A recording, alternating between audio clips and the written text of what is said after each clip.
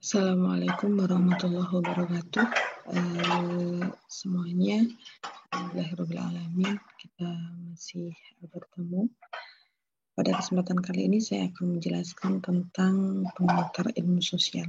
Jadi kita akan apa itu ilmu, kemudian apa itu sosial, yang dimaksud dengan sosial, kemudian apa itu ilmu sosial gitu ya. Jadi apa sih sebetulnya maksud dari kajian pengantar ilmu sosial itu apa? Baik, kita mulai. Yang pertama yaitu ada definisi ilmu. Berawal dari definisi ilmu dulu ya.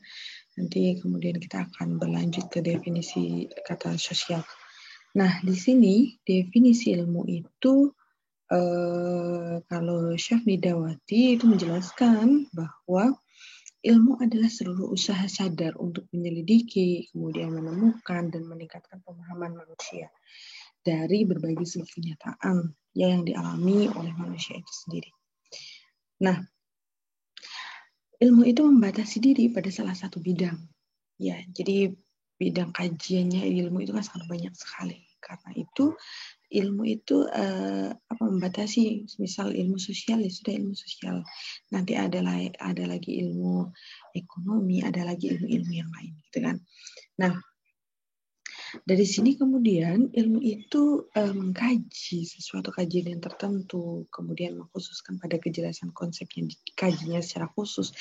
Jadi yang dikaji ilmu itu sangat khusus sekali, lebih sempit dan sangat mendalam. Itu yang disebut ilmu. Nah, ilmu tidak hanya sebatas pengetahuan nih. Kalau pengetahuan itu kan sangat luas. Apapun yang kita ketahui ya, segala sesuatu tentang pengetahuan itu disebut pengetahuan. Namun ilmu itu tidak hanya sebatas pada pengetahuan, namun sekumpulan pengetahuan berdasarkan teori yang sistematik dan diuji kebenarannya dengan metode tertentu sesuai bidang yang dikaji. Gitu. Jadi ilmu itu, jadi pengetahuan itu masuk ke dalam yang namanya ilmu. Ya. Jadi ilmu itu sekumpulan pengetahuan. Gitu. Jadi pengetahuan yang begitu luas kita ketahui, ada pengetahuan kita sangat banyak sekali. Kemudian dari banyaknya pengetahuan itu, sekumpulan pengetahuan itu yang kemudian didasarkan pada teori yang sudah sistematis, kemudian diuji kebenarannya dengan metode yang digunakan untuk mengujinya tersebut pada salah satu bidang yang dikaji. Makanya ilmu itu sangat terbatas ya. Jadi khusus, maksudnya bukan terbatas yang sangat sedikit, tapi khusus. Jadi sekumpulan pengetahuan yang kemudian dikhususkan dalam sebuah ilmu yang khusus tersebut. Jadi ilmu yang misalnya seperti yang akan kita bahas ini ilmu sosial ya sudah tentang pengetahuan tentang kesosialan. Kemudian ilmu itu merupakan hasil pikir manusia secara mendalam. Kemudian menghasilkan suatu konsep yang dapat bermanfaat bagi kehidupan manusia itu sendiri. Nah, ini ada menurut Liang Ji. Nah, ilmu itu dipandang sebagai kumpulan pengetahuan yang sistematis, ya. Kemudian disebut juga sebagai sebuah metode penelitian, kemudian disebut juga sebagai aktivitas penelitian. Nah, kita akan bahas satu persatu ini. Maksudnya apa sih kok ilmu itu dipandang sebagai kumpulan pengetahuan sistematis ya, seperti yang sudah saya singgung tadi. Kemudian ada metode penelitian juga, kemudian ada aktivitas penelitian. Oke. Nah, yang pertama ini adalah ilmu sebagai kumpulan pengetahuan sistematis. Apa sih ilmu ini sebagai kumpulan pengetahuan yang sistematis? Nah, ini menurut Sukanto bahwa ilmu pengetahuan atau sains adalah pengetahuan atau knowledge yang tersusun sistematis dengan menggunakan kekuatan pemikiran, kemudian dengan adanya pengetahuan, ya, yang pengetahuan ini selalu dapat diperiksa dan ditelaah dengan kritis oleh setiap orang yang ingin mengetahuinya. Nah, itulah ilmu. Jadi ilmu itu pengetahuan yang sistematis, tidak karena pengetahuan yang sangat banyak, kemudian disistematisasi menjadi sebuah ilmu. Nah, maka dari itu tadi ya ilmu itu sangat khusus dan sangat mendalam.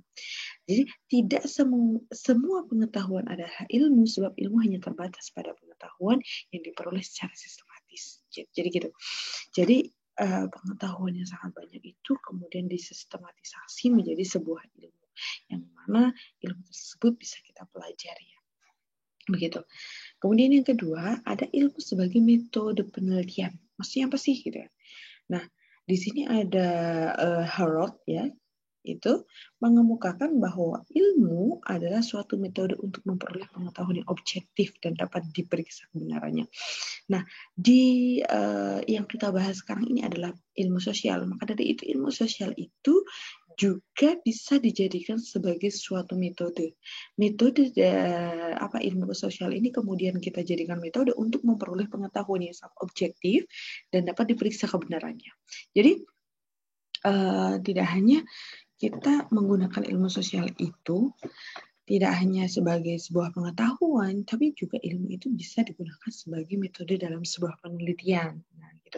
Jadi penelitian apa sih yang akan kita bahas dengan adanya ilmu sosial yang akan kita bahas di pertemuan selanjutnya. Gitu. Kemudian yang ketiga yaitu ilmu sebagai aktivitas penelitian. Nah, setelah ada pengetahuan yang sistematis ya, pengetahuan yang sangat banyak kemudian disistematisasi menjadi ilmu. Kemudian ilmu adalah bisa juga sebagai metode penelitian. Nah, di sini ilmu itu sebagai aktivitas penelitian. Nah, jadi ilmu itu ya menurut Jean Ladrire gitu. Ilmu dapat dipandang sebagai keseluruhan pengetahuan kita saat ini, atau sebagai suatu aktivitas penelitian, atau sebagai suatu metode untuk memperoleh pengetahuan. Jadi ilmu itu adalah tadi ya menjadi sebuah metode penelitian. Metode penelitian yang ilmu yang digunakan sebagai metode penelitian ini, kemudian adanya aktivitas penelitian ini, kemudian munculnya pengetahuan baru yang dihasilkan dari adanya penelitian-penelitian tersebut. Nah, kalau ini liang lagi bahwa ilmu adalah proses membuat pengetahuan, gitu ya. Jadi pengetahuan, kemudian ada pengetahuan baru lagi. Nah, itu dia bisa dihasilkan dari ilmu yang kemudian dijadikan sebuah metode penelitian, kemudian adanya aktivitas penelitian dan hasil penelitian tersebut adalah suatu pengetahuan yang baru. Gitu ya. Nah, di sini bahwa kesimpulannya ilmu itu dipandang sebagai keseluruhan pengetahuan kita saat ini atau sebagai suatu aktivitas penelitian atau sebagai suatu metode untuk memperoleh sebuah pengetahuan. Jadi hasil dari sebuah penelitian itu adalah pengetahuan. Gitu ya. Jadi ilmu bisa menjadi metode penelitian, kemudian ilmu bisa menjadi sebagai aktivitas penelitian tersebut, kemudian hasilnya adalah lahirnya pengetahuan baru. Itu kan ilmu ya. Jadi ilmu itu adalah pengetahuan yang sudah disistematisasi, kemudian ada juga metode sebagai metode penelitian, kemudian adanya aktivitas penelitian yang kemudian juga menghasilkan sebuah pengetahuan baru gitu. Kemudian karena kita belajar pengantar ilmu sosial, maka dari itu tadi sudah ilmu, kemudian kita ke sosial. Apa sih sebetulnya sosial tersebut? Nah, di sini ada menurut Sukanto bahwa istilah sosial itu merujuk pada ilmu sosial. Nah, ilmu sosial ketika merujuk pada objeknya, yaitu masyarakat sosialisme, adalah suatu ideologi yang pokok pada prinsip pemilikan umum suatu produksi dan jasa-jasa bidang ekonomi. Sedangkan istilah sosial pada Departemen Sosial itu menunjukkan pada kegiatan-kegiatan masyarakat di lapangan sosial. Jadi bedanya ketika kita merujuk pada sosial, pada ilmu sosial itu akan merujuk pada objeknya, yaitu objeknya masyarakat. Kan? Baik itu ada kalau di sini contohnya adalah pemilikan umum suatu produksi atau jasa-jasa dalam sebuah bidang ekonomi atau yang berhubungan dengan masyarakat. Nah, sedangkan istilah sosial pada Departemen Sosial itu kegiatan-kegiatan masyarakat yang di lapangan sosial. Jadi kegiatan-kegiatannya itu disebut Departemen Sosial ya karena sebuah departemen gitu. Kalau ilmu sosial itu yaitu suatu ideologi yang mempunyai pokok pada prinsip sebuah kepemilikan umum suatu produksi dan jasa-jasa dalam bidang ekonomi. Jadi ilmu sosial itu merujuk pada objeknya, pada masyarakatnya, sedangkan Departemen Sosial itu merujuk pada kegiatan-kegiatan masyarakatnya. Gitu. Kemudian ilmu sosial ya.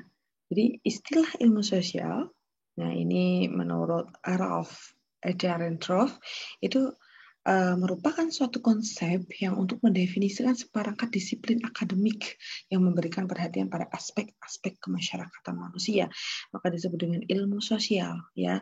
Karena sosial tadi yang ilmu sosial itu merujuk kepada objeknya atau masyarakatnya, maka apa sih sebetulnya ilmu sosial?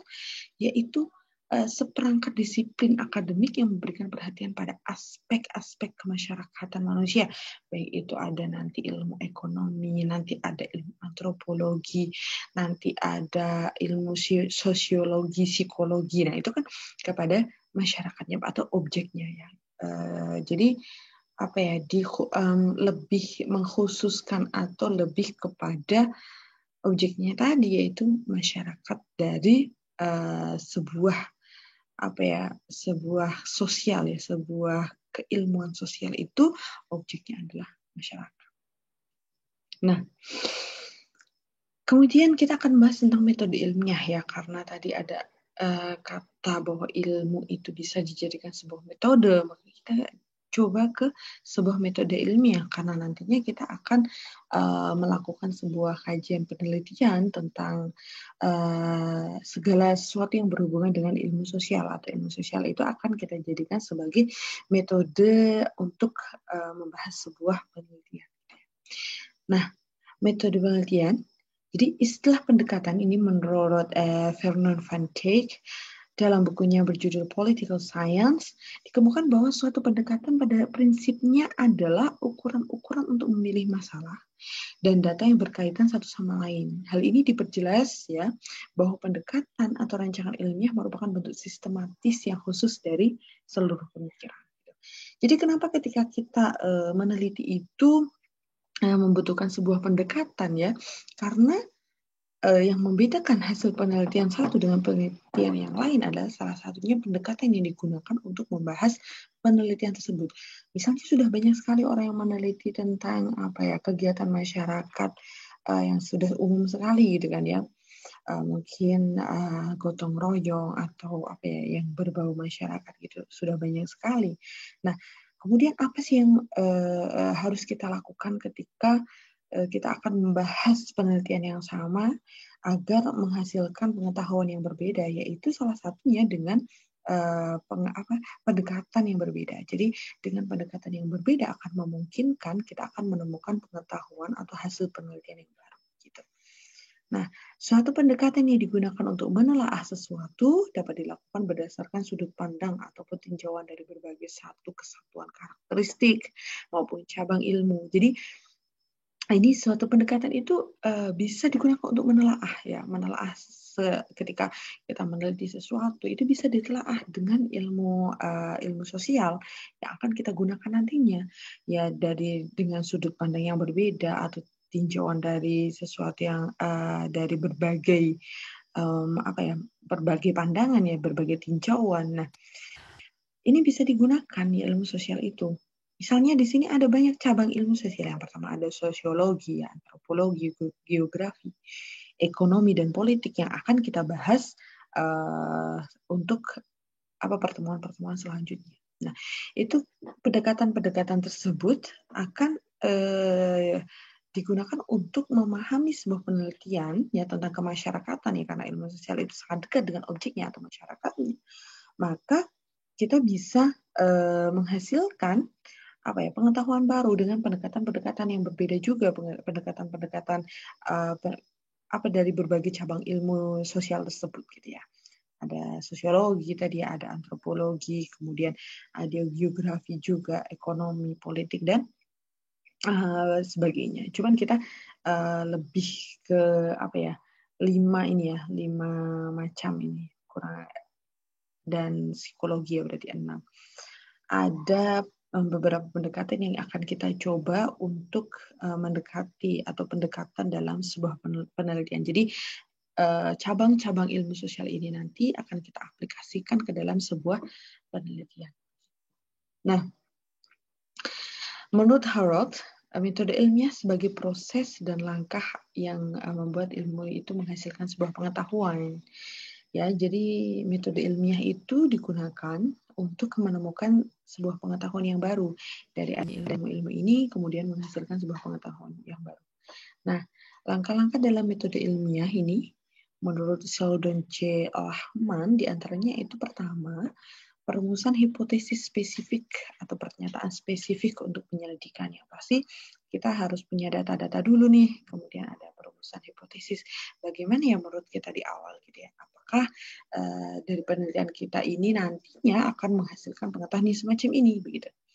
Kemudian yang kedua, perancangan penyidikan ya atau perancangan penelitian. Ya, kalau penyelidikan itu mungkin agak asing untuk para akademis ya, biasanya penelitian gitu ya.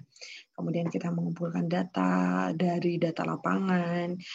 Sebetulnya acara ini bagaimana sih, kegiatan ini bagaimana sih gitu kan. Kemudian yang keempat, ada penggolongan data dan pengembangan generalisasi. Jadi ada penggolongan data ini data primer, kemudian ini data sekunder, ini harusnya ditaruh di mana, gitu kan. Jadi ada penggolongan data itu bagaimana. Yang kelima yaitu pemeriksaan kebenaran terhadap hasil-hasil, yaitu terhadap data dan generalisasinya. Jadi ada pemeriksaan kebenaran setelah kita melakukan penelitian, kita menemukan data, kemudian kita sudah menggolongkan data-data tersebut, kemudian kita kembali lagi melihat apakah yang kita teliti itu benar, gitu ya, dalam sebuah masyarakat atau kegiatan-kegiatan masyarakat yang kita teliti itu benar adanya seperti itu, gitu. Atau jangan-jangan kita hanya hipotesis kita semata, gitu kan. Nah, karena itu yang terakhir ada pemeriksaan kebenaran dari hasil yang kita temukan dari sebuah penelitiannya terhadap data yang kita temukan, kemudian kita sudah menyusun datanya yang banyak, kita udah dapat datanya yang banyak, dan terakhirnya adalah pemeriksaan kebenaran. Untuk apa kita harus memeriksa kebenaran? Agar penelitian kita itu bisa dilihat kebenarannya oleh para pembaca juga gitu. Jadi langkah-langkah metode ilmiah untuk penelitian itu yaitu nomor 1 sampai 5 ini gitu ya. Oke, saya kira untuk awal mula pembahasan pengantar ilmu sosial, saya kira sampai ini dulu. Apabila nanti ada kesempatan kita lanjutkan lagi untuk membahas pengantar ilmu sosial atau cabang-cabang ilmu sosial yang akan digunakan sebagai pendekatan dalam sebuah penelitian. Jadi metode penelitian yang akan kita bahas ya bagaimana ketika cabang ilmu sosial itu kita gunakan menjadi pendekatan penelitian, kemudian menjadi metode sebuah penelitian, itu ada langkah-langkahnya dari yang pertama sampai kelima ini. Gitu ya. Jadi kita juga ketika kita meneliti kita juga butuh data yang banyak. Setelah kita mendapatkan data kita juga harus menganalisa data, bagaimana kita harus menganalisa data. Kemudian terakhir ada pemeriksaan kebenaran dari dari data yang kita dapatkan tersebut. Begitu untuk kali ini. Terima kasih. Mohon maaf apabila ada kesalahan. Semoga bermanfaat. Saya akhiri. Assalamualaikum warahmatullahi wabarakatuh.